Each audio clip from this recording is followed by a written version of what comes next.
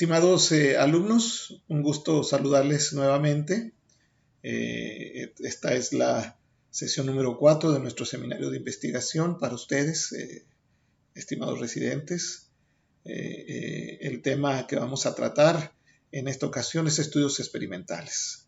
Entremos directo a este tema. En epidemiología clínica, es decir, en investigación clínica, los trabajos de investigación podemos clasificarlos en experimentales y no experimentales.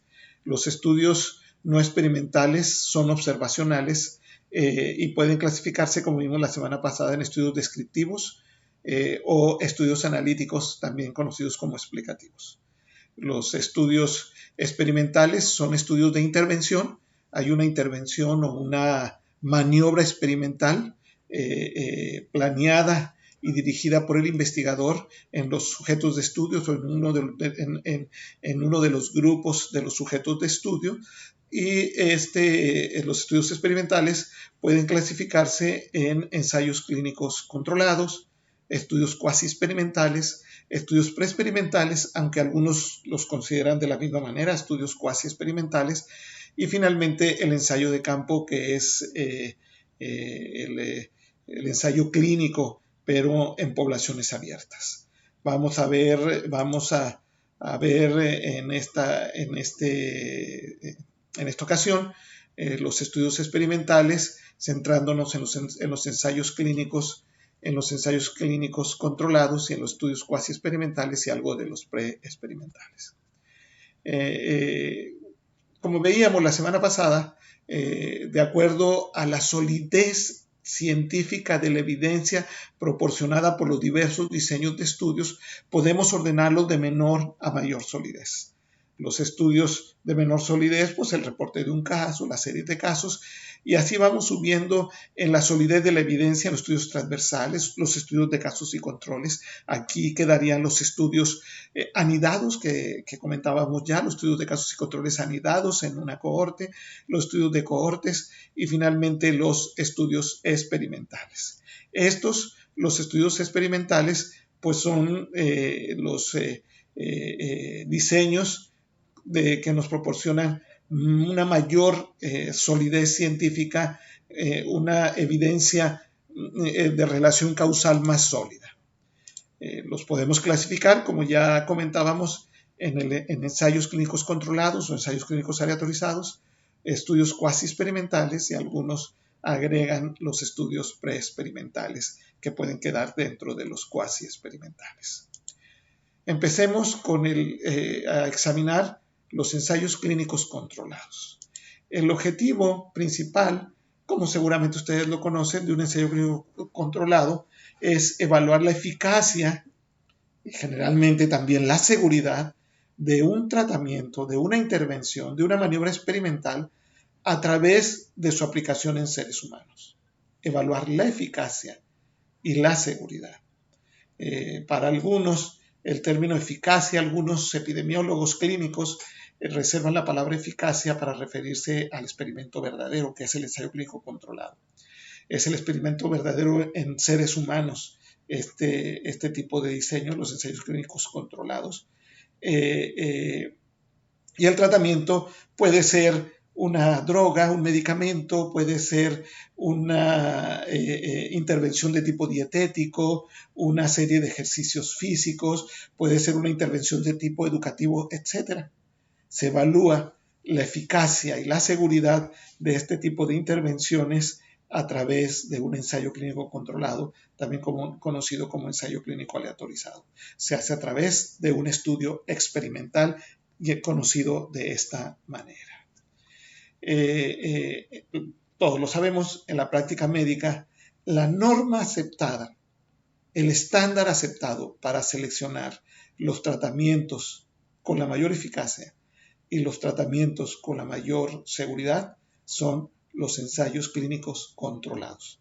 Por encima están los metaanálisis o están las investigaciones sistemáticas, pero estas se basan en el caso de intervenciones fundamentalmente en recopilar la información de diversos ensayos clínicos controlados, ensayos clínicos aleatorizados.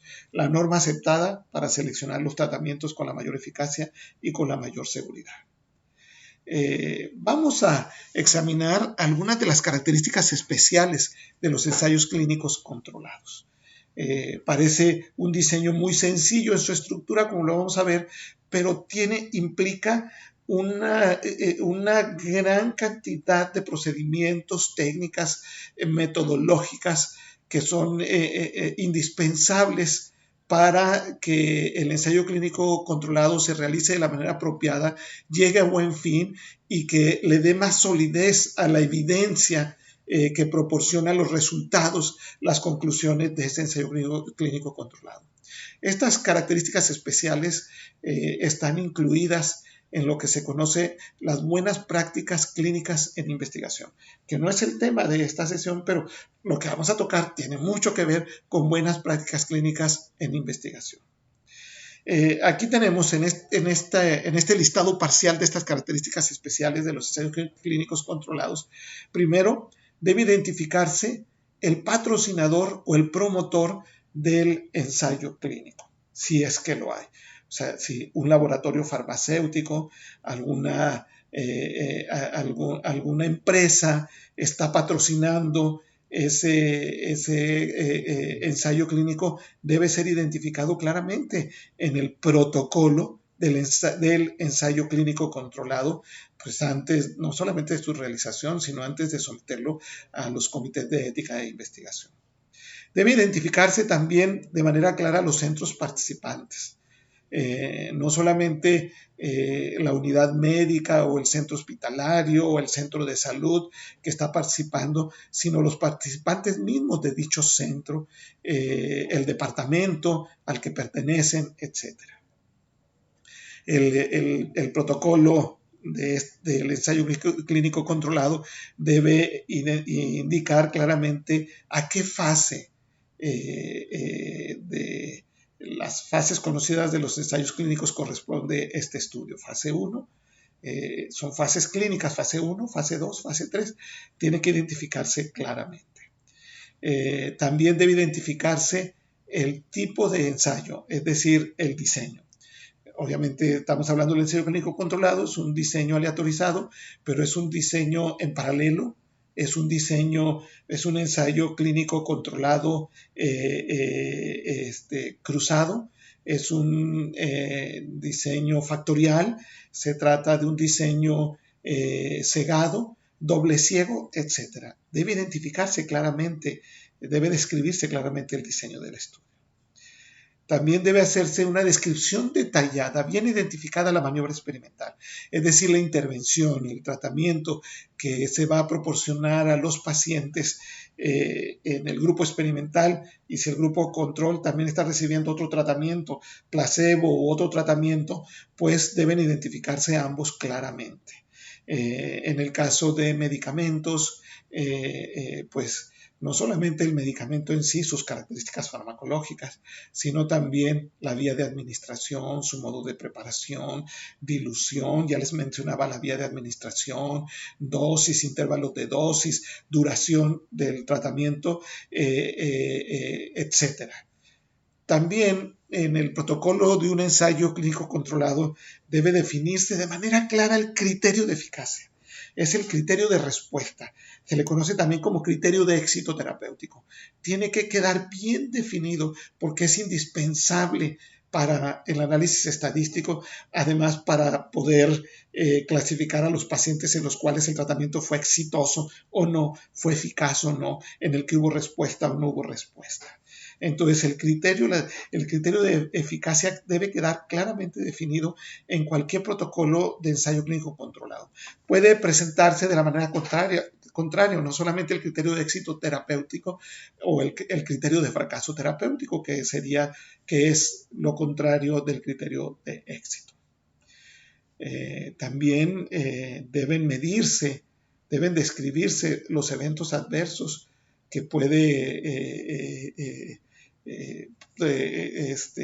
provocar la intervención, medirse cualquier evento adverso, sea leve, sea severo, consideremos nosotros o no que está relacionado con el tratamiento en estudio, tiene que medirse, tiene que recopilarse la información y tiene que darse a conocer, tiene que quedar registrado y en el escrito final, que sería la publicación o la tesis, describir estos eventos adversos. Deben también incluirse los diferentes aspectos ético-legales que tienen que ver con los ensayos clínicos en pacientes, en seres humanos. Es decir, debe indicarse claramente que este proyecto se va a iniciar hasta que se cuente con la autorización del Comité de Ética y de Investigación, o el Comité de Investigación y el Comité de Ética de la institución en el que va a ser realizado el estudio, o por un Comité de Ética en Investigación independiente. Es obligado el consentimiento informado, no solamente incluir el documento que va a ser utilizado para obtener el consentimiento para la participación de los pacientes, sino todo el procedimiento que incluye la obtención del consentimiento informado, porque el consentimiento informado no solo incluye la carta de consentimiento informado, sino todos los pasos, todos los procedimientos requeridos para la obtención de dicho conocimiento. ¿Quién lo va a obtener? ¿En dónde lo va a obtener? ¿Bajo qué circunstancias? ¿En qué momento del estudio? Etcétera. ¿A quién? Al paciente, a su familiar, a su apoderado legal, a su tutor, etcétera. En el caso de menores de edad, o sea, pacientes pediátricos por encima de los 8 años, es decir, entre los 8 y los 17 años, se debe tener el consentimiento informado por parte de los padres, pero de ellos debe obtenerse una carta de asentimiento, debe obtenerse su asentimiento también informado, que las diferentes instituciones tienen su formato especial o puede ser en un formato abierto si no existe ese formato especialmente diseñado para esto. Los investigadores deben incluir una declaración en la que ellos precisamente declaran que este proyecto, este ensayo clínico, este protocolo se ajusta a los principios de las buenas prácticas clínicas en investigación, para lo cual ustedes deben conocerlas. Dentro de los aspectos ético-legales también está el asunto de la póliza de seguros o indemnización en proyectos realizados en instituciones privadas o en instituciones de atención pública de no seguridad social, pues el patrocinador debe hacerse cargo en caso de algún evento adverso y debe preverse desde antes la póliza de seguros y una posible indemnización para que aquellos participantes que sufrieron algún evento adverso puedan ser indemnizados, puedan ser tratados. En el caso de nuestra institución, en cualquier ensayo clínico controlado autorizado por los comités de ética y los comités locales de investigación, el Comité Nacional de Investigación Científica, pues el instituto pues se hace cargo de esto, para lo cual pues se firman contratos del instituto con las diferentes, pues los patrocinadores. Proteger a los sujetos en estudios es indispensable. Esto que le estoy marcando, subrayando y marcándoselo en otro color, son particularmente importantes en protocolos relacionados con la industria farmacéutica. Identificar el patrocinador, o sea, qué laboratorio es el que está patrocinando ese ensayo clínico controlado, y la póliza de seguros o de indemnización. Continuamos. Estas son otras características especiales de los protocolos relacionados con los ensayos clínicos controlados. Debe incluirse el formato de recolección de datos, el Case Report Format, por sus siglas en inglés, que lo conocemos nosotros como la hoja de recolección de datos, la hoja de recopilación de información, muy bien detallada, muy bien hecha, práctica, sencilla de llenar, También debe incluirse el manual del investigador, se le conoce también como el brochure del investigador, en el que se describe el papel de cada uno de los investigadores que va a realizar durante el estudio, durante el tiempo en el que el estudio se lleve a cabo, que va a hacer cada investigador en las diferentes etapas del estudio. Los contratos relacionados, ya se los mencionaba, se firman contratos, si hay un patrocinador, del patrocinador con la unidad médica, no con la unidad médica, en el caso del IMSS, con el mismo instituto, se firman contratos directamente a nivel central con el patrocinador. Debe hacerse una descripción detallada del presupuesto para la realización del ensayo clínico controlado con la distribución de gastos.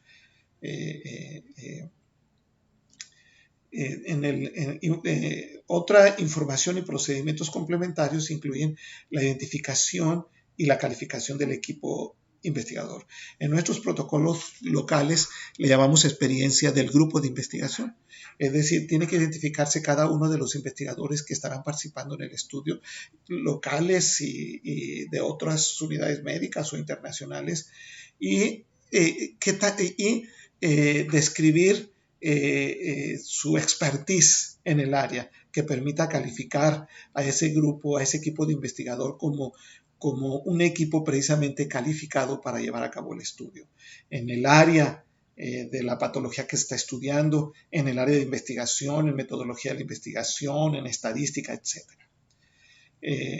Debe describirse la manera, el archivo de documentación, es decir, las estrategias que se van a seguir para archivar los diferentes documentos que emanen de este estudio, las cartas de consentimiento informado, las cartas de asentimiento cuando así proceda, las hojas de recolección de información, las bases de datos, los archivos con los análisis estadísticos de los datos, todo eso tiene que estar perfectamente archivado. Las estrategias de monitorización en los protocolos relacionados con la industria farmacéutica,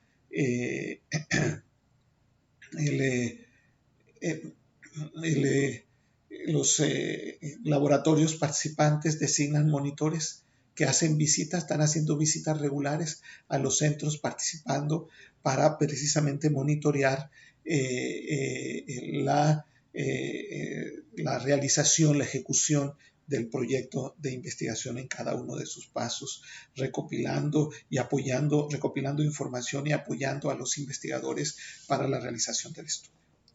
El suministro por ejemplo, del medicamento, cómo se va a suministrar al equipo participante, de qué manera, cómo se va a transportar, cómo se va a entregar, en dónde se va a almacenar, etcétera.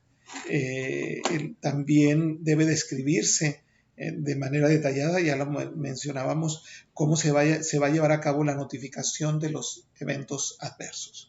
Ya lo mencionaba, cualquier evento adverso, consideremos o no que está relacionado con el tratamiento, con la intervención en estudio, debe ser registrado y reportado.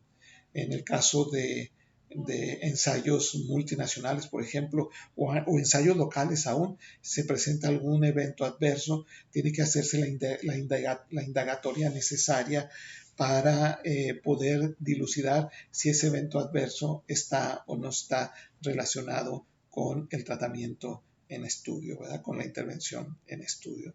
Puede requerirse suspender, debido a algún evento adverso, puede requerirse suspender temporalmente la realización del ensayo e inclusive definitivamente, dependiendo del tipo de evento adverso.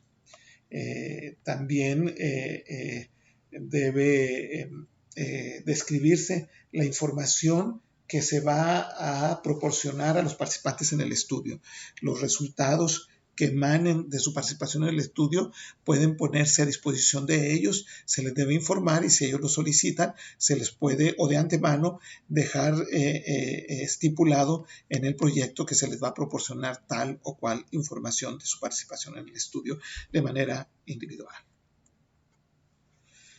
Estos aspectos, estas características especiales de un protocolo de un ensayo clínico controlado, se los subrayo también y se los marco con otro color de letra, que son particularmente importantes en los protocolos relacionados con la industria. Pues todo lo que está, prácticamente es todo lo que está aquí.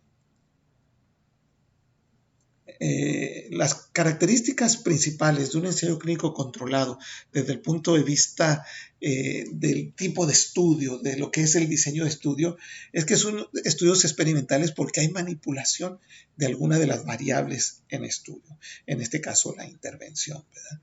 Son analíticos en su propósito, es decir, hay un grupo experimental y un grupo control y los resultados obtenidos de esos grupos se comparan desde un punto de vista explicativo, ¿verdad? Para dilucidar si la intervención es eficaz o no es eficaz. Por su direccionalidad, como veíamos en los estudios de cohortes, van de la causa al efecto y por lo tanto temporalmente son prospectivos, y por la recolección de la información, ya lo mencionábamos, son prolectivos, aunque se les sigue llamando prospectivos. Estas son las características principales del diseño en sí de un ensayo clínico controlado. Veamos la estructura de un ensayo clínico controlado de una manera sencilla, práctica, de una población determinada. Se selecciona una muestra de sujetos a participar, los sujetos que reúnan los criterios de inclusión y los criterios y no tengan los criterios de exclusión. Se obtiene una muestra de esta población, en este momento inicia el estudio y los sujetos que se van seleccionando son asignados de manera aleatoria a cualquiera de los grupos de tratamiento. Que en el ensayo clínico de 2 brazos clásico es el grupo experimental y el grupo control. Es decir, se clasifica a los pacientes, se agrupan los pacientes de acuerdo a la intervención que van a recibir. Si es al grupo de la intervención, del tratamiento que estamos probando, que nos interesa evaluar su eficacia, y al grupo control, que generalmente recibe el tratamiento estándar en ese momento. Son pocos los estudios en la actualidad que se comparan contra placebo, porque pues, para la mayoría de las enfermedades tenemos algún tratamiento. Entonces, grupo experimental y grupo control. Asignados los pacientes a cualquiera de los 2 grupos, son seguidos a través del tiempo, el tiempo que los investigadores hayan designado para medir la variable resultado, es decir, la respuesta al tratamiento. Si la respuesta fue favorable o desfavorable en el grupo experimental y en el grupo control. Es decir, la respuesta favorable es que los sujetos del grupo experimental aquí en esta rama reunieron el criterio de eficacia. Es decir, en estos pacientes la respuesta fue favorable porque reunieron el criterio de eficacia estipulado en el proyecto de investigación, en el protocolo de investigación. Los que tuvieron una respuesta desfavorable no reunieron el criterio de eficacia o bien reunieron el criterio de falla terapéutica, ¿verdad? Aquí reunieron el criterio de éxito terapéutico, si le queremos llamar de otra manera. Lo mismo en el grupo control, cuántos reunieron el criterio de eficacia y cuántos no lo reunieron. Y entonces hacemos una comparación en una tabla de 2x2, hacemos una comparación de los sujetos del grupo experimental que tuvieron respuesta favorable y no favorable contra los sujetos del grupo control que tuvieron una respuesta favorable y no favorable. Hacemos el análisis estadístico para evaluar la significancia estadística y hacemos un análisis, como lo vamos a ver ahorita más adelante, de relevancia clínica. Algunos le llaman significancia clínica, pero el término más usado es relevancia clínica para evaluar la eficacia de la intervención que estamos evaluando. Otro aspecto importante en los ensayos clínicos controlados, en los ensayos clínicos aleatorizados, es medir la confusión potencial. Es decir, cualquier variable que pueda modificar el efecto de la intervención, que pueda modificar el efecto, es decir, la respuesta a la intervención, debe ser medida, registrada y también reportada. Y entonces medimos cualquier variable de la ocurrencia de cualquier variable de confusión del ingreso de los pacientes al estudio, durante el seguimiento y aún durante la medición de la variable resultado. Importante, medir cualquier variable que pueda modificar el efecto, variables de confusión potencial. También se incluye en el ensayo clínico controlado el enmascaramiento, el guardar ceguedad. El término típico para un ensayo clínico controlado es doble ciego, la ceguedad. Es decir, ni el investigador que indica, el investigador que mide en ese momento al paciente, está evaluando al paciente y pone la indicación para recibir el tratamiento, sepa si ese paciente está recibiendo el tratamiento en experimentación o el tratamiento del grupo control.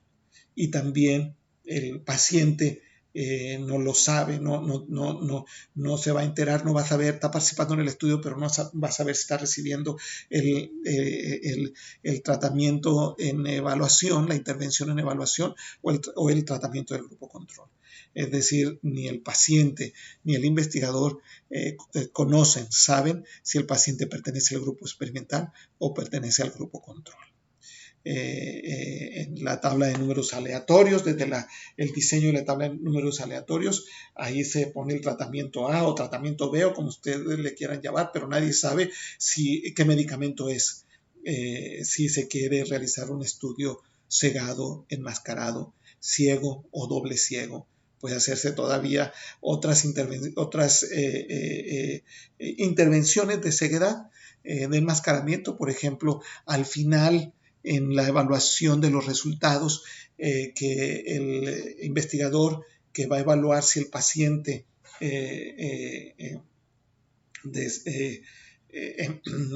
reunió el criterio de eficacia, es decir, tuvo una respuesta favorable o desfavorable, él lo va a evaluar así como tal, pero sin saber, sin conocer si pertenece ese paciente al grupo control o al grupo experimental.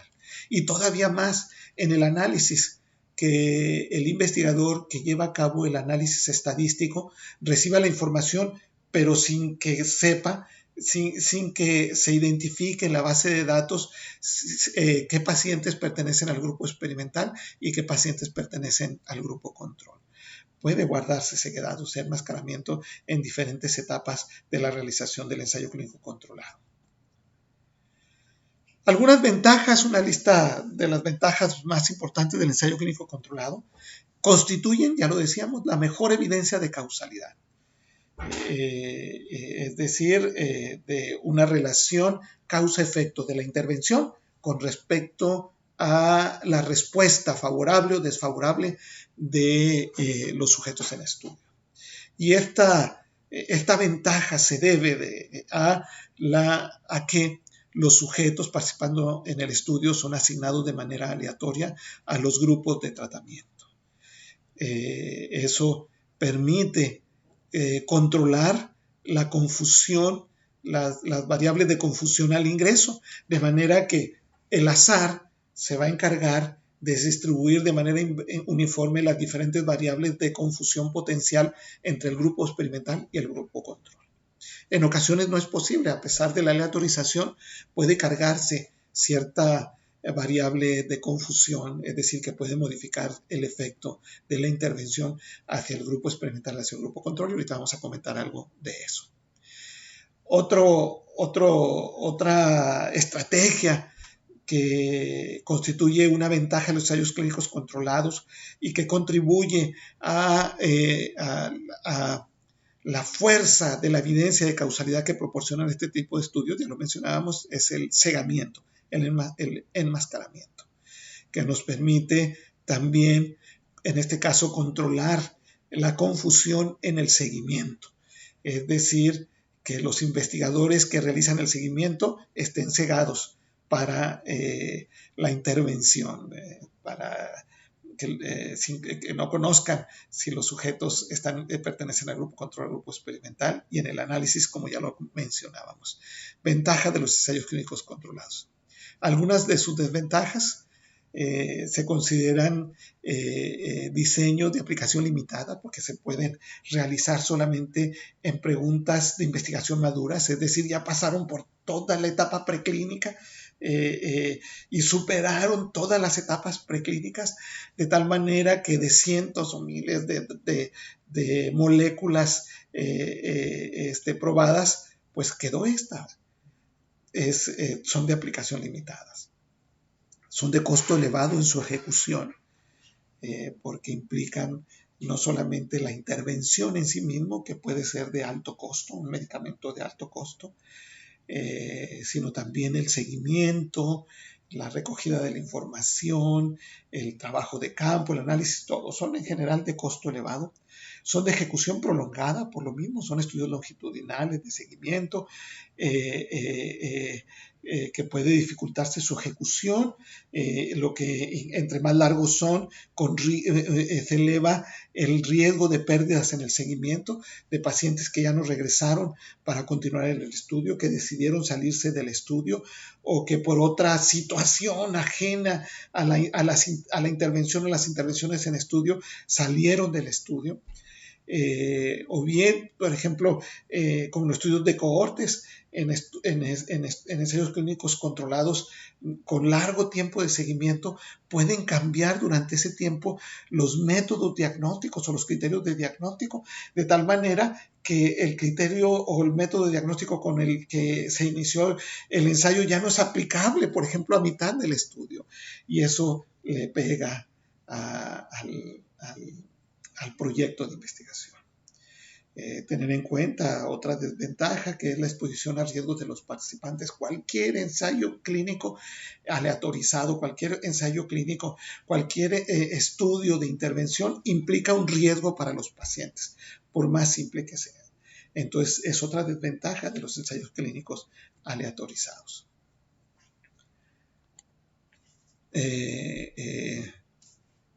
Permítame tantito. Debe hacerse una descripción detallada del diseño del estudio. Ya lo mencionamos. Describirse el tipo de ensayo. Estamos hablando de ensayos clínicos aleatorizados. Bueno, en el proyecto, en el protocolo de investigación, debe describirse no solamente que será aleatorizado, sino cómo va a ser llevado a cabo el proceso de aleatorización. Es decir, va a ser a través de una tabla de números aleatorios, a través de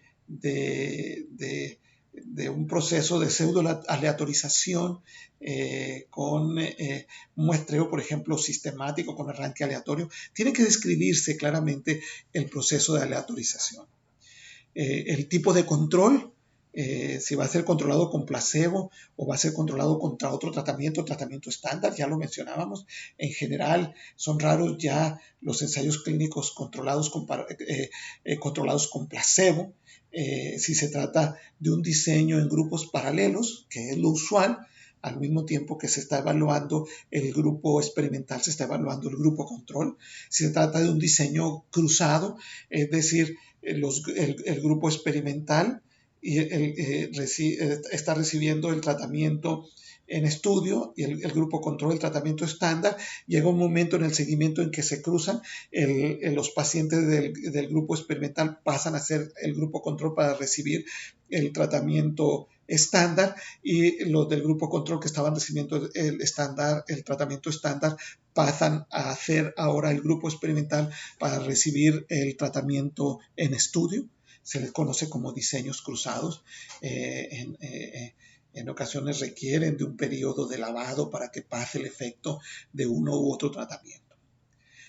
O se trata de un diseño factorial, es decir, un diseño en el que, por ejemplo, se van a evaluar dos medicamentos diferentes, a lo mejor contra placebo, y entonces se va el tratamiento el grupo va a haber un grupo de tratamiento que va a recibir el tratamiento A más placebo, otro el tratamiento B más placebo, otro el tratamiento placebo más placebo.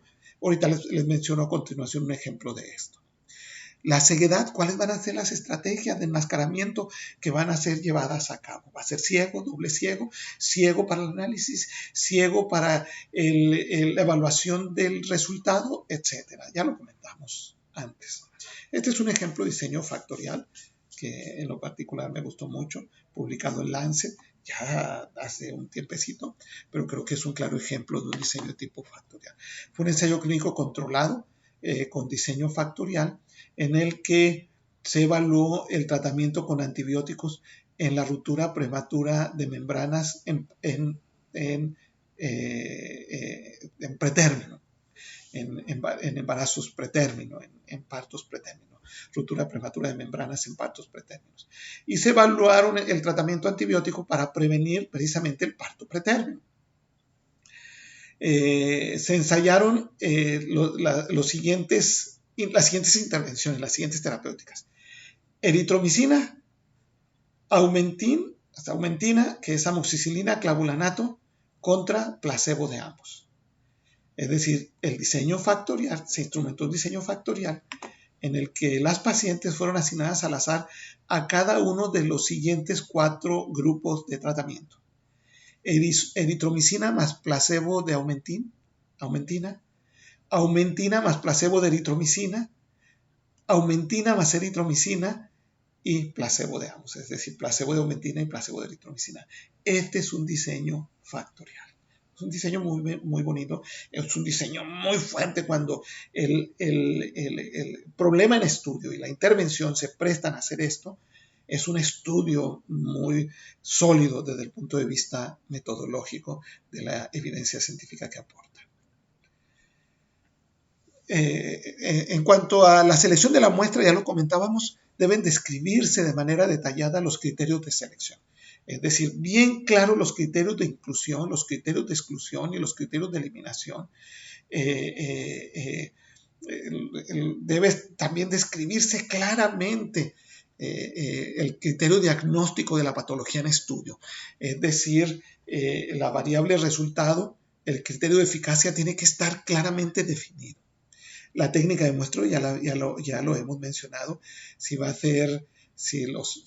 ser obtenida la muestra de manera aleatoria por un procedimiento de muestreo aleatorio simple, de manera estratificada, ahorita lo voy a comentar, en bloques o de manera, va a haber apareamiento en cuanto a ciertas características o variables de los pacientes que van a pertenecer al grupo placebo, grupo control, etcétera.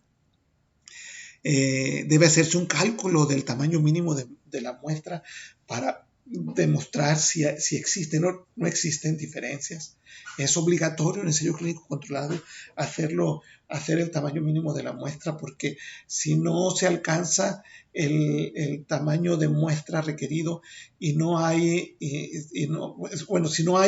si al final del estudio no se encuentran diferencias significativas entre el grupo experimental y el grupo control, puede deberse. Lo primero que tiene uno que pensar es que el tamaño de muestra pudo haber sido no el suficiente. Y entonces podemos incurrir en un error tipo 2, es decir, que no hay diferencias cuando en realidad sí existen diferencias. Debe tener uno mucho cuidado y hacer un cálculo del tamaño mínimo de la muestra requerido para demostrar si hay o no hay diferencias. Van a tener ustedes una sesión especial sobre esto.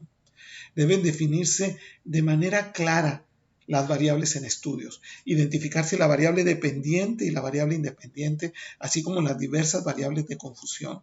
Cada una tiene que ser definida desde el punto de vista conceptual y operacional, con su unidad de medida y su escala de medición. Su unidad de medida que les quede bien claros, ya lo vieron hace 2 o 3 sesiones, miligramos por decilitro, unidades por litro, número de células por microlitro, partículas por mililitro, etcétera. Años, unidad de medida, meses, etcétera. Y la escala de medición, pues cualitativa o cuantitativa. Y las cualitativas pueden ser nominales u ordinales, y las cuantitativas pueden ser de intervalo de razón, es decir, discretas o continuas. Debe definirse el criterio de eficacia, ya lo he recalcado. El calendario de medición, es decir, en qué momento del seguimiento de los pacientes, una vez incluidos en el estudio, se va a medir la variable resultado. Hay ensayos clínicos en el que se hacen varias mediciones a través del tiempo. Bueno, en qué intervalos, en qué momentos del seguimiento se va a medir la variable resultado, se van a medir otras variables, por ejemplo, relacionadas con toxicidad, o sea, con eventos adversos, para que todos los pacientes sean medidos exactamente en el mismo tiempo, en los mismos intervalos de tiempo. Debe describirse que se van a medir las pérdidas en el seguimiento, o sea, cualquier paciente ya incluido en el estudio y que se pierda durante el seguimiento, se elimina del estudio, pero debe ser incluido en el análisis, a través de un análisis de intención de tratar. El análisis de intención de tratar, los sujetos perdidos tanto del grupo control como del grupo experimental, en los cuales no se pudo evaluar, no terminaron el estudio y por lo tanto no se pudo evaluar si reunieron o no el criterio de eficacia, el criterio de éxito terapéutico, deben ser considerados como falla. Se hace el análisis sin ellos primero y luego se hace el análisis de intención de tratar, tomando en cuenta, incluyendo a los sujetos que se perdieron, considerándolos como fallas al tratamiento, tanto en el grupo experimental como en el grupo control. ¿Cuánto tiempo va a durar el periodo de reclutamiento? Es decir, el periodo de inclusión de pacientes en el estudio, el periodo de selección de pacientes en el estudio, también tiene que quedar claramente definido en el protocolo de estudio.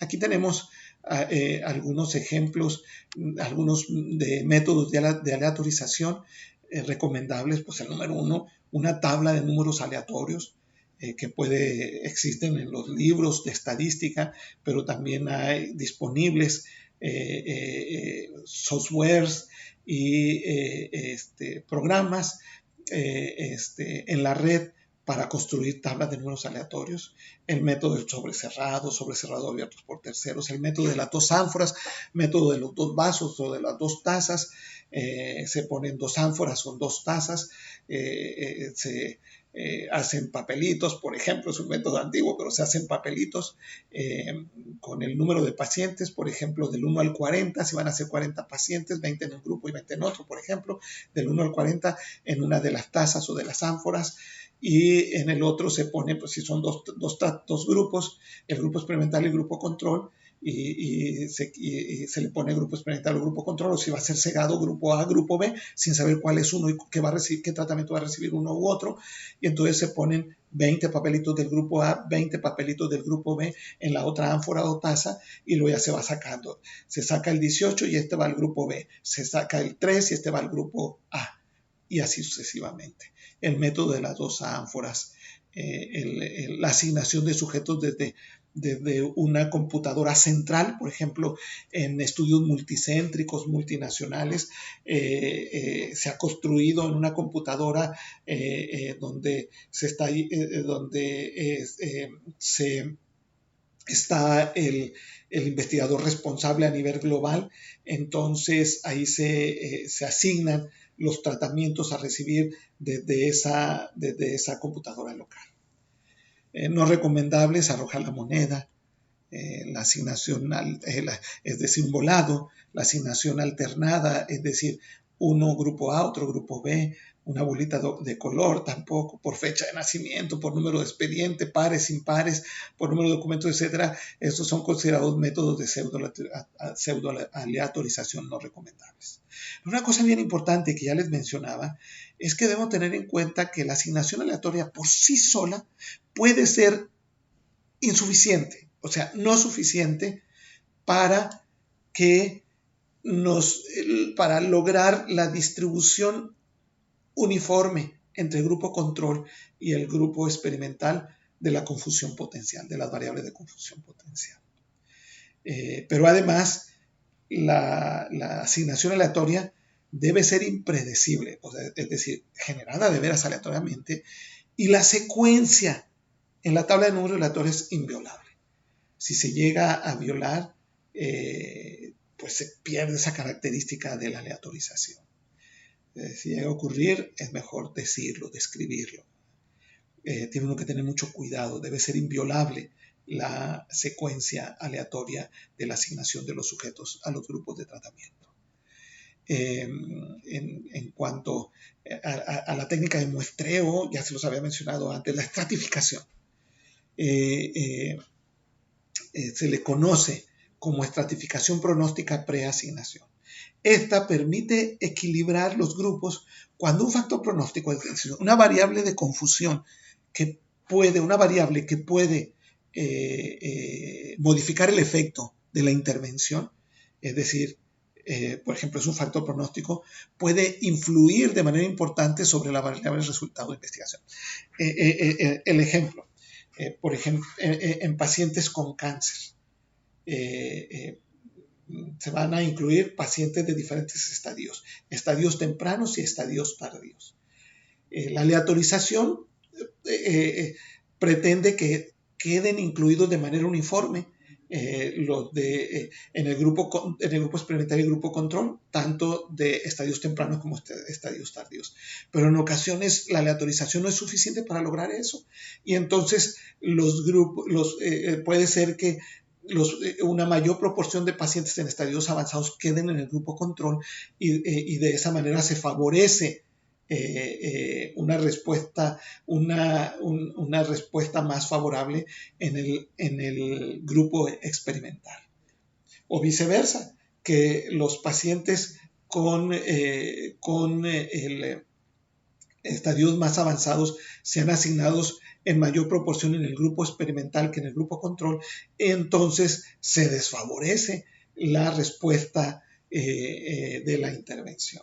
Entonces, ahí cuando tenemos ese riesgo, podemos optar por estratificar a los pacientes antes de su asignación al azar a los grupos de tratamiento.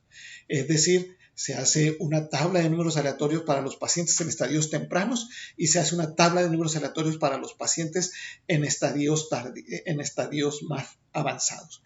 Y de esa manera van a quedar de manera uniforme distribuidos en los dos grupos de tratamiento los diferentes estadios de la enfermedad, de este factor pronóstico, que en este ejemplo es el estadio clínico o el estadio patológico, anatomopatológico, histopatológico de la enfermedad.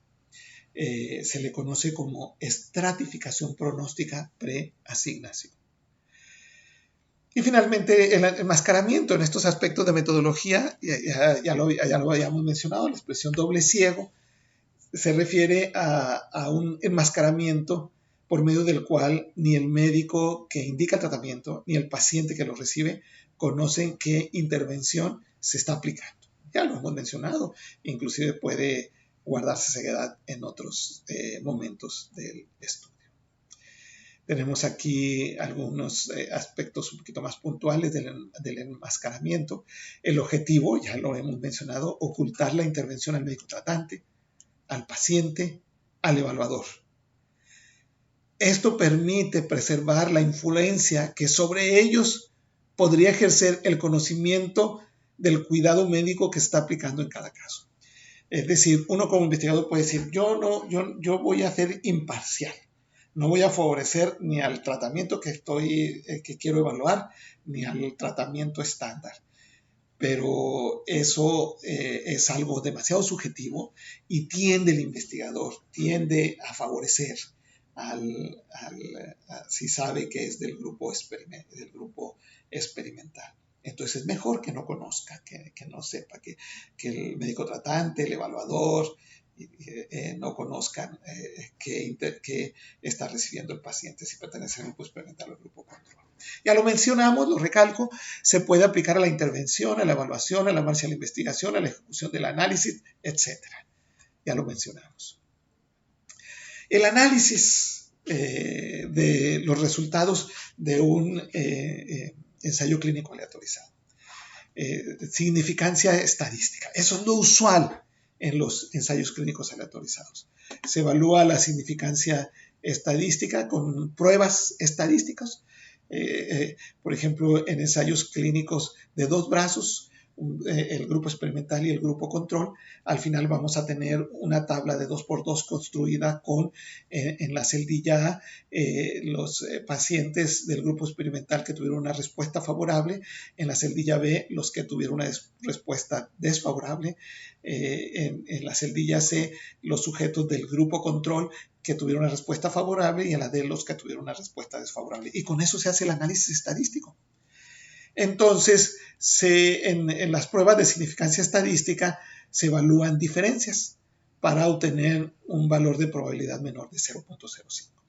Es decir, lo vamos a ver cuando veamos con más detalle, cuando veamos análisis estadística, la probabilidad de cometer un error tipo 1 o tipo alfa, que es decir que no hay diferencia cuando sí la hay. Lo vamos a ver con más detalle luego.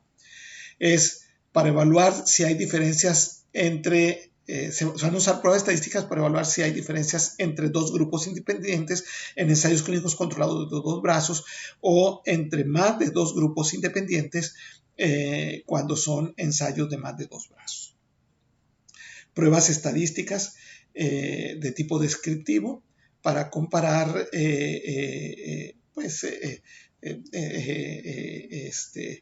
variables en escala nominal, cualitativa o bien también cuantitativas, medias, medianas para describirlas, las cuantitativas con medida de dispersión como desviación estándar, medianas, cuartiles, creo que viene aquí más adelante, frecuencias absolutas con sus porcentajes o proporciones en el caso de variables en escala nominal. Para evaluar si hay diferencias significativas, se van a utilizar pruebas paramétricas o no paramétricas. En el caso de variables en escala nominal, la prueba de G o de Chi cuadrada, si es una tabla de 2x2 y hay hay celdillas con números pequeños, generalmente menor de 5, la prueba de la probabilidad exacta de Fisher.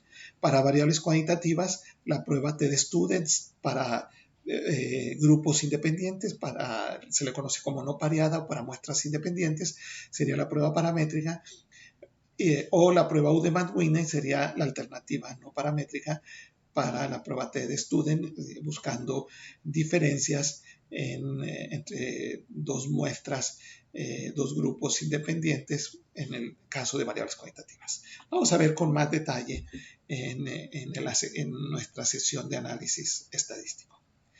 Pero es importante diferenciar entre lo que es significancia estadística y sin relevancia clínica, porque el valor de P menor de 0.05 nos indica que hubo de manera significativa, o sea, se tuvieron una respuesta favorable con más frecuencia los sujetos del grupo experimental que del grupo control.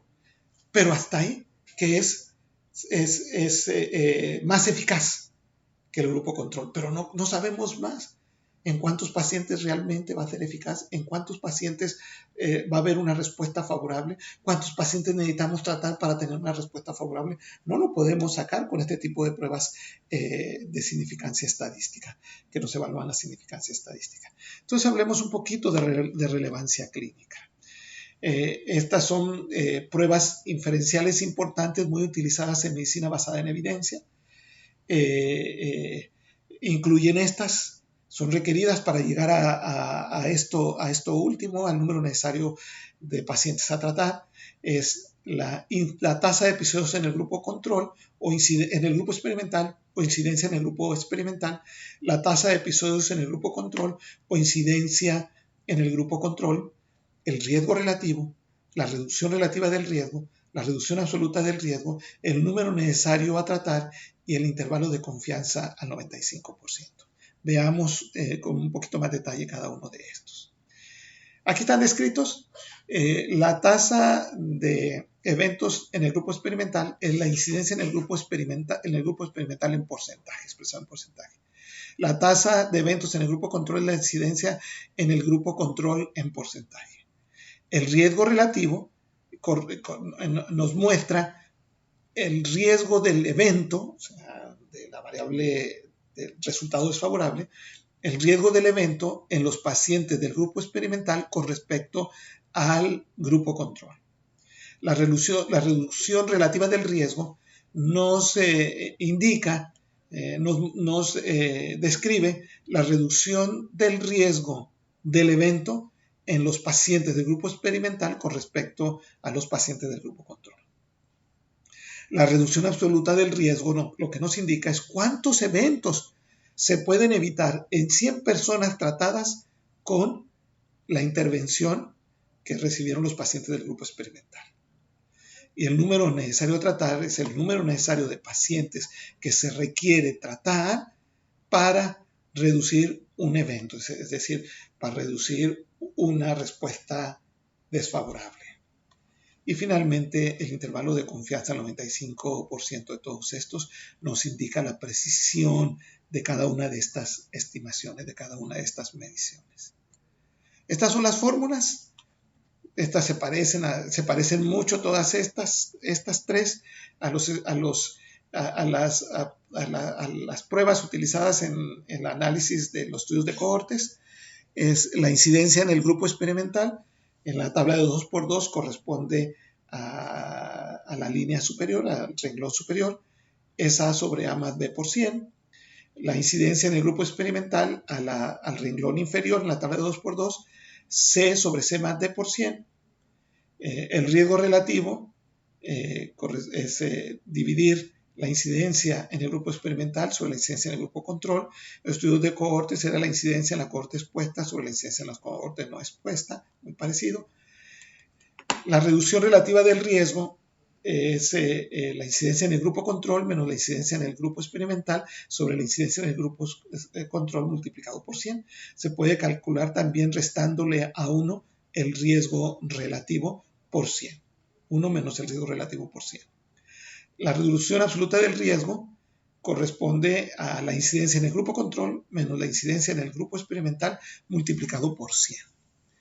Y finalmente, el número necesario a tratar se calcula dividiendo 1 sobre la reducción absoluta del riesgo.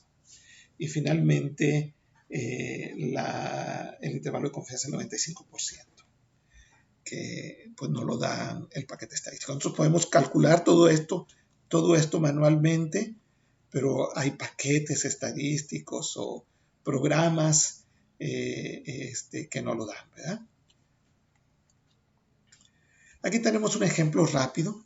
Presencialmente les pido que lo hagan con calculadora ustedes. Si pueden, tengan una calculadora ahí a la mano, abran su calculadora de ahí de su computadora o de su celular, si lo están viendo en celular, y háganlo. Se hace rápido esto realmente. La hipótesis en este ensayo clínico controlado, el tratamiento A es más eficaz que el tratamiento B en reducir la ocurrencia de complicaciones del empiema pleural en niños. La variable dependiente es desarrollo de pioneumotoras, la complicación, y la variable independiente, tratamiento A o tratamiento B. Tratamiento recibido, ya sea A o B. Los sujetos en estudio son niños con empiema pleural. El grupo experimental de estos niños fue asignado al azar para recibir el tratamiento A. El grupo control fue asignado al azar para recibir el tratamiento B. Se trata de un ensayo clínico controlado y estos fueron los resultados. Se incluyeron 500 niños, 248 asignados al tratamiento A, 252 al tratamiento B. Desarrollaron pioneumotoras 51 y se curaron, o sea, no desarrollaron pioneumotoras 449. De los 248 pacientes del tratamiento A, 9 desarrollaron pioneumotoras y de los 252 que recibieron el tratamiento B, 42 desarrollaron pioneumotoras. Hay que calcular el valor de P. Bueno, esto lo hacemos con un paquete estadístico, pero podemos nosotros calcular manualmente. También hay paquetes, ya se los dije, o programas. Calcular la incidencia en el grupo experimental, la incidencia en el grupo control, la reducción relativa del riesgo, la reducción absoluta del riesgo y el número necesario de pacientes a tratar para reducir un evento. Ustedes lo pueden hacer manualmente. Ya les di las fórmulas. se las van a... Puede uno aprendérselas de memoria, pero si no lo está usando frecuentemente se olvida, pues puede uno recurrir a consultarlas, ¿verdad? O se pueden sacar por lógica, como son. Estos son algunos de las fuentes en las que ustedes pueden bajar programas o páginas que les permiten realizar estos cálculos. Entonces, usamos estas fórmulas que ya se los mencioné. Pueden hacerlo ustedes ahorita en base, tomando en cuenta esta tabla de 2x2, que fueron los resultados finales del estudio, y aplican estas fórmulas y ustedes pueden obtener la incidencia en el grupo experimental de esta manera, en el grupo control de esta manera, el riesgo relativo, ¿no? Haciendo esta división, calculando la reducción relativa del riesgo, una vez teniendo el riesgo relativo, nomás dividiendo 1 sobre el riesgo relativo y multiplicándolo por 100, la reducción absoluta del riesgo, con esta restándole la incidencia del grupo experimental a la incidencia del grupo control multiplicando por 100 y el número necesario de tratar dividiendo 1 sobre la reducción absoluta del riesgo. La precisión, pues, la vamos a obtener de un paquete estadístico. Este es un Excel, el programa Excel, una página de Excel que diseñaron en España, un grupo de españoles, en el que lo único que tenemos que hacer ya está diseñado para calcularnos el riesgo relativo, la reducción relativa del riesgo, la reducción absoluta del riesgo, y acá abajo está, no se alcanza a ver, ahorita lo vemos en la siguiente diapositiva, el número necesario a tratar.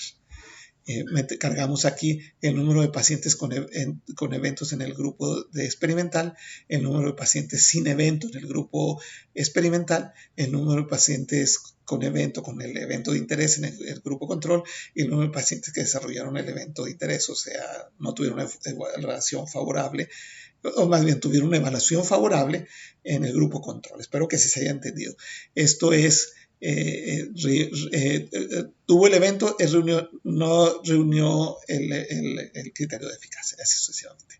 Entonces, metemos la información y nos da metemos la información, esta es la información de los 500 pacientes del ejercicio que estamos haciendo. Desarrollaron pioneumotoras 9 del grupo experimental y desarrollaron pioneumotoras 42 del grupo experimental. Es decir, reunieron el criterio de falla terapéutica, es decir, no tuvieron el criterio de éxito terapéutico, ¿verdad? Espero que quede claro después de todo lo que les he mencionado. Y estos son los resultados. El riesgo relativo fue de 0.22, o sea, 22%. La reducción relativa del riesgo 0.78, o sea, 78%. La reducción absoluta del riesgo 0.13.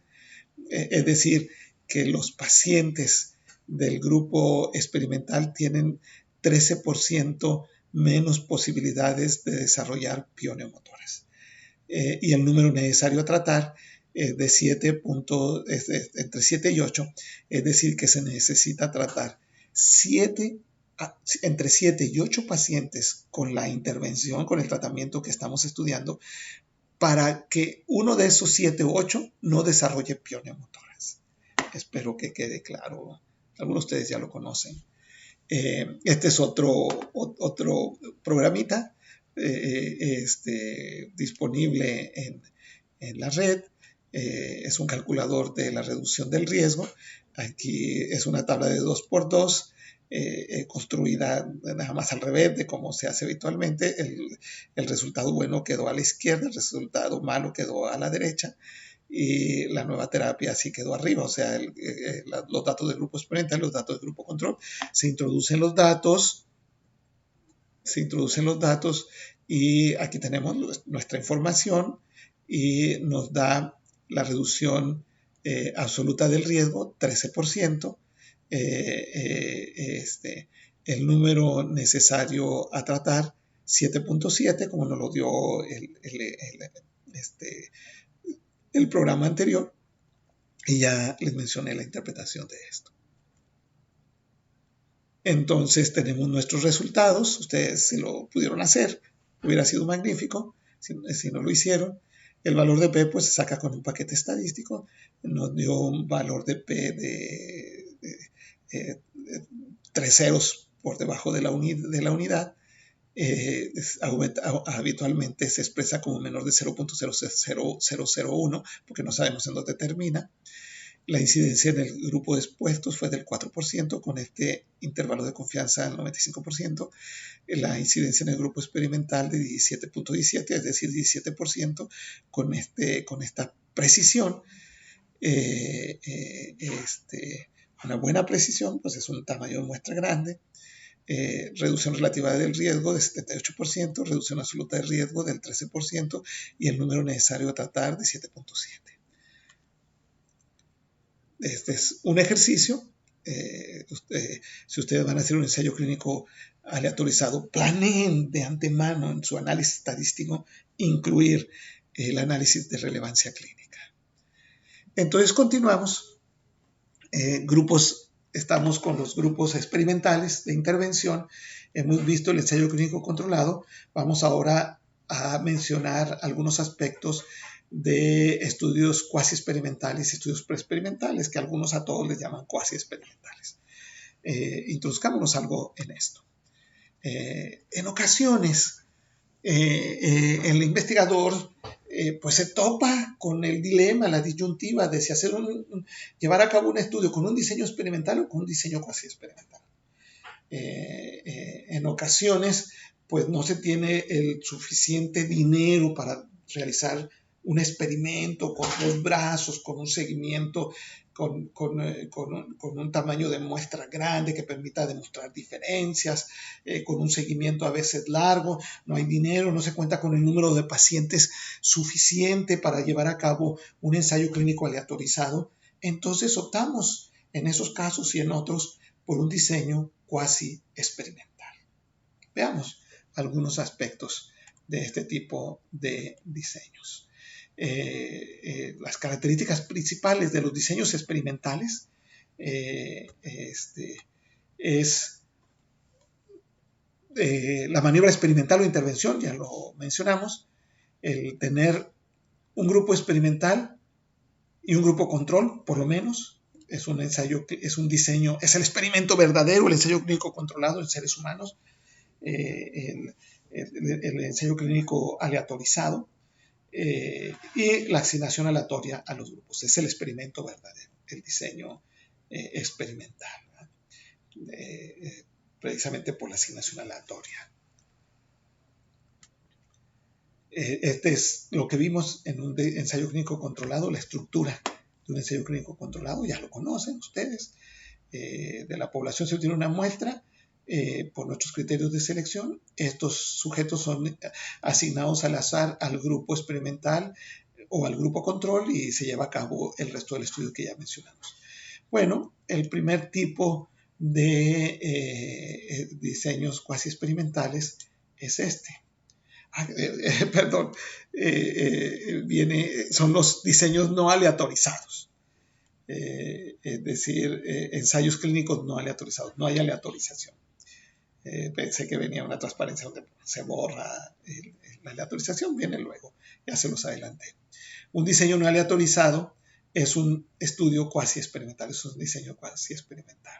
Los sujetos son asignados a los grupos de tratamiento de manera no aleatoria. Se les conoce también como estudios experimentales con grupo de comparación. Se incluyen dentro de estos estudios cuasi experimentales los diseños pseudo aleatorizados, o sea, cuando utilizan cualquier método de pseudo aleatorización. Y también están dentro de los estudios cuasi experimentales, se incluyen los conocidos diseños de series temporales de tipo experimental. Diseños es Time Series Designs, en inglés, diseños de serie de tiempos, que pueden ser de un grupo, de múltiples grupos, con grupos de comparación o grupos control, pueden ser con experimentación repetida, pueden ser con inicio, retirada y reinicio del tratamiento, pueden ser diseños cruzados, similar a un ensayo clínico aleatorizado, pero en este caso no hay aleatorización y hay seguimiento a través del tiempo antes y después de la intervención, se le conoce como el diseño cuadrado latino. Es una gran gama de variantes de los diseños de series temporales a nivel experimental. Aquí les menciono algunos de ellos. Vamos a revisar algunos de ellos con un poco más de detalle. Y ya les mencionaba, o sea, la característica de un ensayo clínico aleatorizado que lo hace controlado, de un ensayo clínico controlado que lo hace controlado, es la aleatorización, la asignación aleatoria al grupo de tratamiento.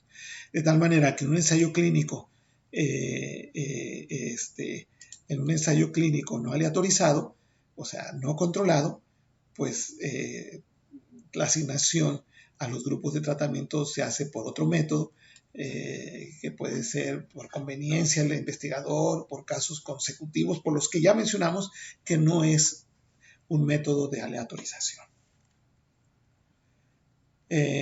Los diseños cuasi experimentales, entonces, por lo tanto, tenemos dos. Diseños con grupo de comparación, ensayos clínicos no aleatorizados o no controlados, y los diseños de series temporales. Vamos a introducirnos un poquito en los diseños de series temporales. Tenemos también, fíjense, antes de entrar en los diseños de series temporales, lo que algunos llaman diseños preexperimentales. Muchos los consideran también como diseños cuasi experimentales. Yo aquí se los puse como preexperimentales. Son los diseños pre-test, post-test. En español, diseños antes y después. Es decir, una medición antes, intervención y una medición después. Por eso algunos no los incluyen en los diseños cuasi experimentales y los consideran preexperimentales. Diseños pre-test, post-test. Entonces entremos ahora sí a los diseños de series temporales. Sus características principales, bueno, son estudios experimentales, por lo tanto incluyen una maniobra experimental o intervención. Pero tiene la característica de que en estos diseños se realizan mediciones repetidas de la variable de interés antes y después de la intervención. Y estas mediciones repetidas se hacen en momentos precisos y a intervalos regulares, designados, diseñados, planeados por el investigador. Puede ser, no sé, cada semana, cada mes, puede ser primero cada mes, después cada 3 meses, a intervalos regulares, pero en momentos precisos durante el seguimiento para que todos los pacientes tengan mediciones de la variable o las variables de interés en los mismos momentos durante el seguimiento. Tiene la ventaja de que pueden ser estudios realizados con un solo grupo, en el que los mismos pacientes en las mediciones antes de la intervención actúan como grupo control o grupo de comparación, es decir, las mediciones en esos pacientes antes de la intervención constituyen la comparación o el control para las mediciones en esos mismos pacientes después de la intervención. Y entonces se hace una comparación de las variables o las variables de interés, que generalmente son cuantitativas, antes y después de la intervención. Entonces el grupo contra el grupo de comparación son las mediciones en el mismo paciente antes de la intervención, para recalcarlo. Lo que se trata de ver, de observar, de medir, de demostrar, es el efecto de la variable independiente, o sea, de la intervención, sobre la variable dependiente, es decir, el efecto, la variable resultado, para demostrar el efecto de esa variable dependiente a través de una discontinuidad en la serie de mediciones. Es decir, las mediciones antes de la intervención tienen una medición, tienen valores más o menos similares, y si la intervención podemos atribuirle algún efecto sobre esa variable resultado, bueno, pues hay un cambio en los valores de esa variable después de la intervención. Lo vamos a ver con algunos ejemplos. Ventajas de los diseños de series temporales es que nos permiten medir cambios históricos o sea, permite hacer evidentes cambios históricos. Es decir, por ejemplo, si hay algún cambio en los valores de alguno de los sujetos en estudios por, por, por alguna circunstancia, bueno, la serie de mediciones hace que ese valor vuelva a las mediciones anteriores. Un ejemplo de esto son los cambios estacionales. Puede haber variaciones estacionales en ciertas mediciones, por ejemplo, hormonales. Entonces, la serie de mediciones nos permite demostrar esos cambios estacionales. O cambios por maduración. Es decir, el paciente ya se estaba curando, ya iba hacia la mejoría. Esa variable ya estaba, el valor de esa variable estaba llegando a sus límites normales. Entonces, la serie de mediciones nos permite demostrar ese cambio, la maduración de la variable en estudio. El fenómeno de regresión estadística, es decir, tiene que ver con estos cambios históricos, es decir, en un grupo de sujetos o en un sujeto que se le toma una buena cantidad de estudios por probabilidad estadística, alguno de esos estudios puede salir anormal.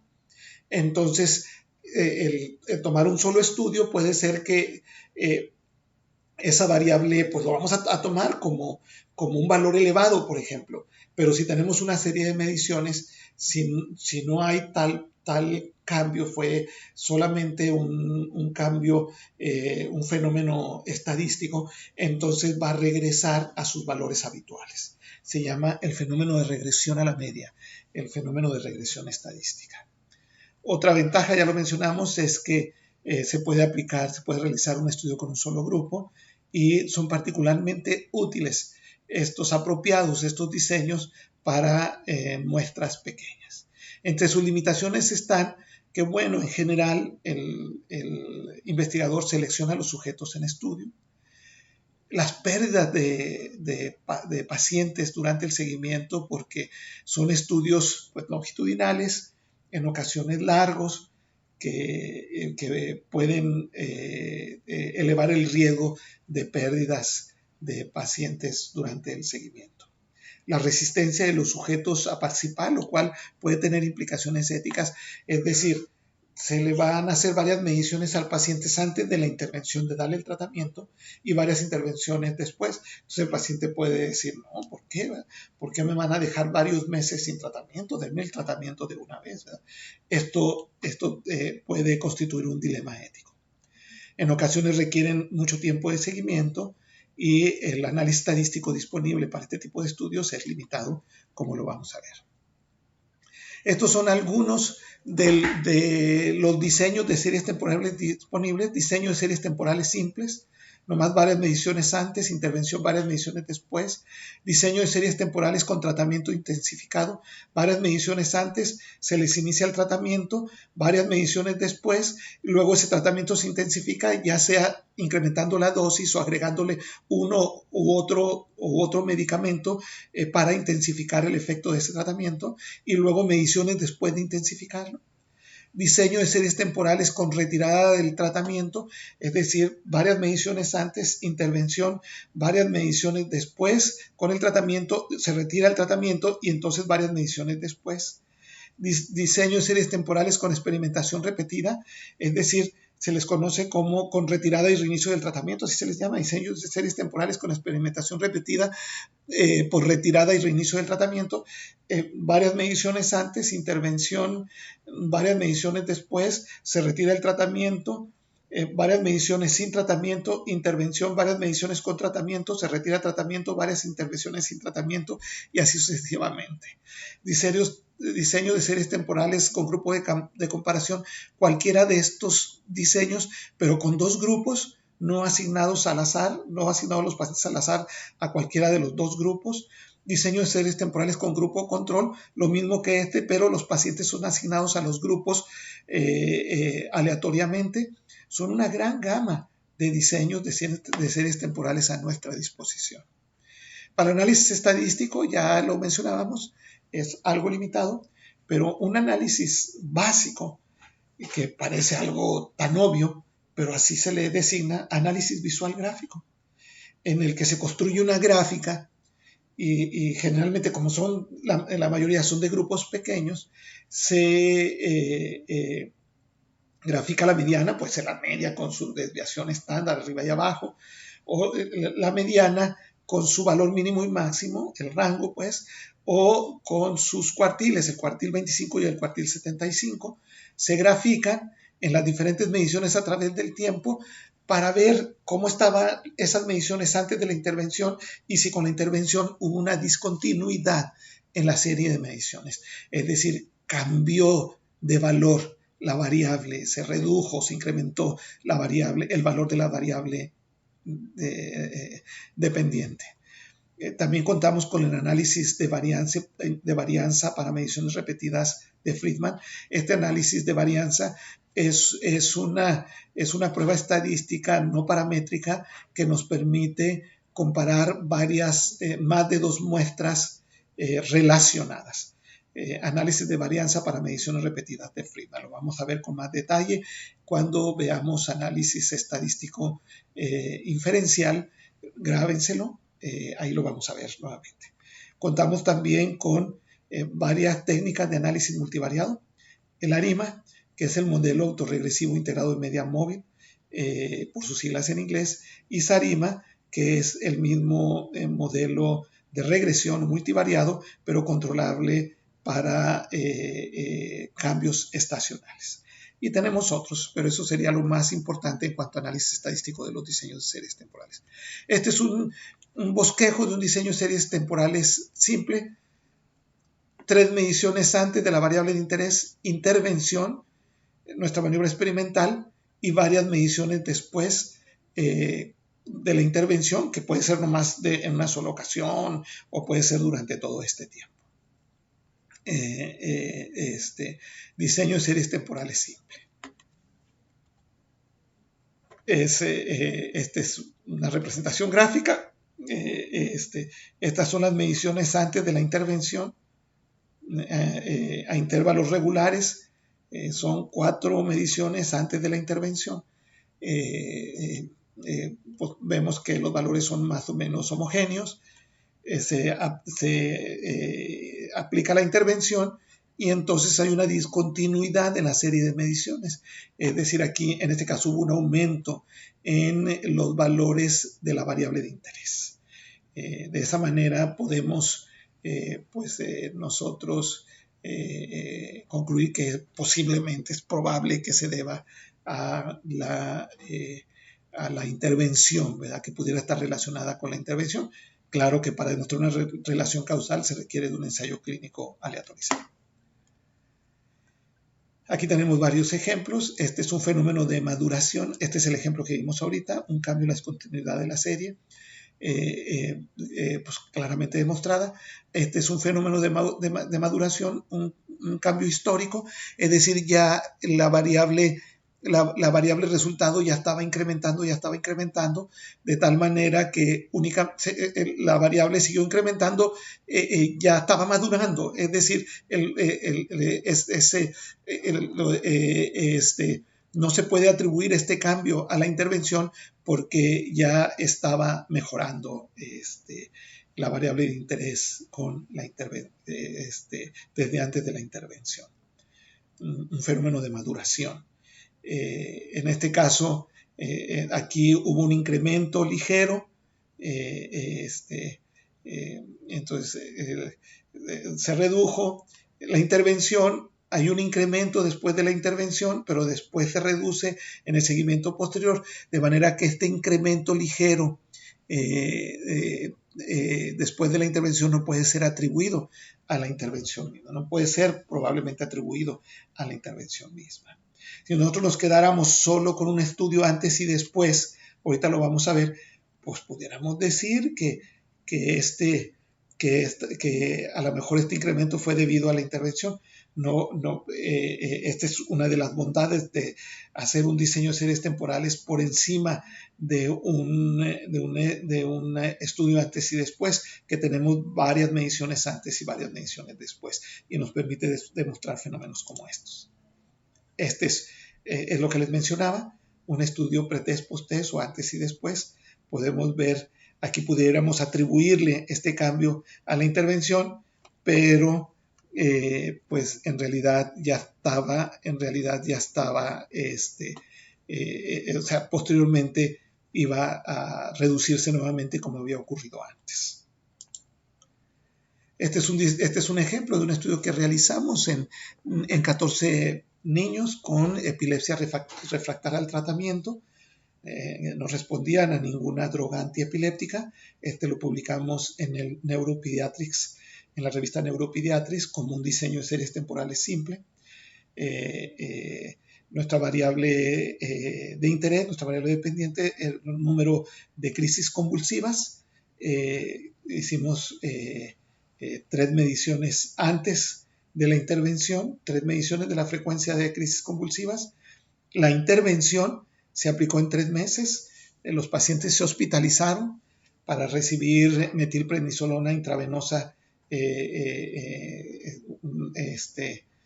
durante una semana. Y esto fue durante 3 meses. Se puede observar claramente cómo cayó después del inicio de la intervención. La intervención fue durante 3 meses. Cómo cayó la frecuencia de crisis convulsivas, la frecuencia de crisis epilépticas, cómo cayó después de la intervención y se mantuvo durante la intervención. Estas son las mediciones antes, las mediciones durante la intervención y las mediciones ya después de la intervención, ya suspendida la intervención, cómo tendió a incrementar. Si hubiéramos seguido más mediciones, es posible que haya llegado a sus valores anteriores. Aquí se terminó el estudio. Esto es lo que llamamos discontinuidad en la serie, en este tipo de diseños experimentales de series temporales. Discontinuidad de la serie. Yo creo que es bien claro desde el punto de vista visual.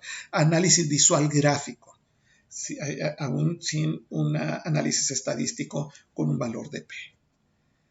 Diseño de series temporales con tratamiento intensificado. Varias mediciones antes se inicia el tratamiento, varias mediciones después puede estar recibiendo el tratamiento aquí o sin el tratamiento, puede estar recibiendo el tratamiento y luego se intensifica el tratamiento. Ya les decía, se les agrega otra droga o se incrementa la dosis, es decir, se intensifica el tratamiento y luego varias mediciones con el tratamiento intensificado. Aquí tenemos otro estudio que realizamos, lo publicamos así en la revista Scandinavian Journal of Infectious Diseases. La respuesta a 2 esquemas consecutivos de tratamiento antirretroviral combinado con inhibidores de proteasa. Fue en 12 niños con SIDA. Aquellos fueron 14 niños, estos 12 niños con SIDA. Se publicó en una revista internacional con un alto factor de impacto, las 2. Aquí tenemos la carga viral. Esta es la carga viral antes de la intervención. En estos 9 meses de seguimiento, los niños recibieron este esquema combinado antirretroviral altamente activo. En ese entonces utilizábamos Aquinavir más sidobudina más didanosina. Durante 9 meses vemos que prácticamente no hubo cambio en la carga viral. Los niños mejoraron clínicamente, pero mucho clínicamente, pero hubo una reducción muy leve en la carga viral. A los 9 meses le adherimos al tratamiento ritonavir, quitamos la didanosina, la sustituimos por la mibudina y vemos claramente la caída en la carga viral hasta llegar a los límites indetectables en ese entonces, que era 400 copias por mililitros. Entonces, esta es la discontinuidad en la serie. Como uno de los pacientes tenía carga indetectable desde el principio, como uno de los pacientes, creo que esa fue la causa, ahorita no recuerdo bien, por eso es que aquí se separan un poquito. Pero se ve claramente cómo la carga viral, después de intensificar el tratamiento, cómo la carga viral se cae hasta límites indetectables. Es un diseño de series temporales, o sea, por varias mediciones antes y varias mediciones después, pero con tratamiento intensificado. Creo que queda claro. Esto es las cifras linfocito CD4, solamente creo que se ve claramente ahí. Fue un poquito más tardía la respuesta, pero se ve el incremento en las cifras del linfocito CD4. Aquí da la impresión de que iba hacia adelante, pero pues no, permanecieron bajas las cifras del linfocito CD4. Entonces, tenemos además diseño de series temporales con retirada del tratamiento, varias mediciones antes, intervención, varias mediciones después, se retira el tratamiento, varias mediciones sin tratamiento. Diseño de series temporales con experimentación repetida por retirada y reinicio del tratamiento, varias mediciones antes, intervención, varias mediciones con la intervención, se retira la intervención, varias mediciones sin intervención, se reinicia la intervención, varias mediciones con intervención, se retira la intervención, varias mediciones sin intervención. Tenemos ya un trabajo publicado con este tipo de diseños en una revista de circulación internacional con alto impacto que es International Journal of Infectious Diseases, que creo no la puse de ejemplo. Este es lo mismo, diseño de series temporales con experimentación repetida por retirada y reinicio del tratamiento. Entonces, esta es la lista que ya les mencioné, no la voy a repetir. Una lista parcial de los diferentes diseños de series temporales, revísenlas, ténganla en cuenta para los estudios que van a realizar. Son estudios generadores de hipótesis. Son estudios muy bonitos en su diseño. Aquí los tenemos de manera gráfica, no me detengo, todos ellos, que ya me excedí de tiempo. Un poquito de estudios pretest post-test, ya lo habíamos mencionado. Una medición antes, intervención, una medición después. Entonces, lo que esperamos es que con la intervención haya un cambio después, pero puede deberse a efectos de maduración, tener cuidado, porque esto lo podemos atribuir, ya lo mencionaba, a la intervención, pero el hecho es que ya venía hacia arriba esta variable, o puede ser al revés, hacia abajo.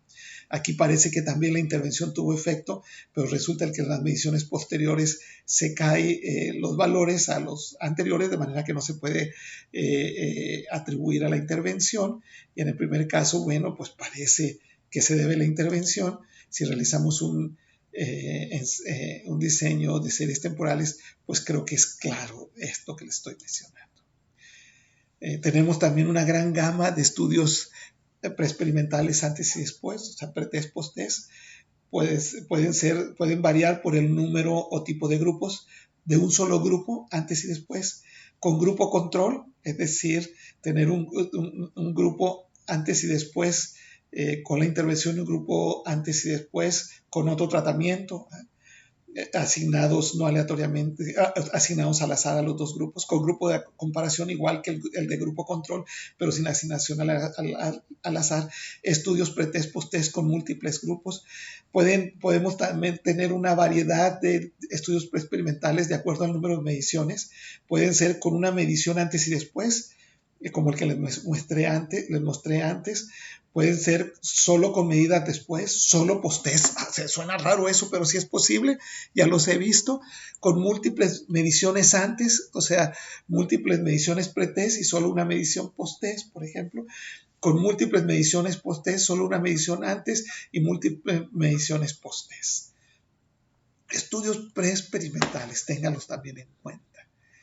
El análisis aquí, el análisis descriptivo, como en los estudios, los demás estudios que hemos visto, frecuencias absolutas, proporciones, porcentajes, etcétera, para variables cualitativas, mediana con límites o cuartiles, rangos o cuartiles, o mediana con desviación estándar, dependiendo del tamaño de la muestra, la normalidad de la distribución, como lo vamos a ver, para análisis descriptivo de variables cuantitativas. El análisis inferencial, la prueba T-de-Student para muestras pareadas, o T-de-Student pareada para muestras dependientes. La prueba de rangos pareados de Wilcoxon es la alternativa no paramétrica para esta prueba T-de-Student, que nos compara dos muestras antes y después, ¿verdad? Son pareadas, con variables cuantitativas.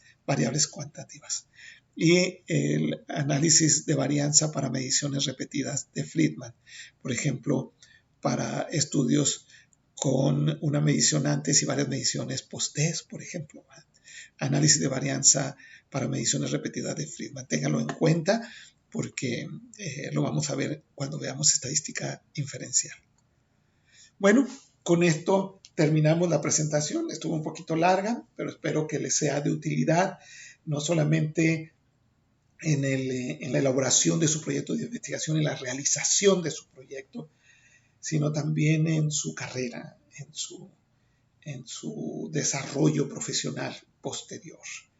Algunos de ustedes van a asesorar también proyectos de investigación o van a realizar proyectos de investigación. Tengan en mente todas estas instrucciones. Han terminado ahora la presentación de este tema 4. Lo que continúa es revísenla bien, estudienla, contesten el cuestionario correspondiente que ya lo tendrán disponible para ese momento. Muchas gracias por su atención y que Dios les bendiga.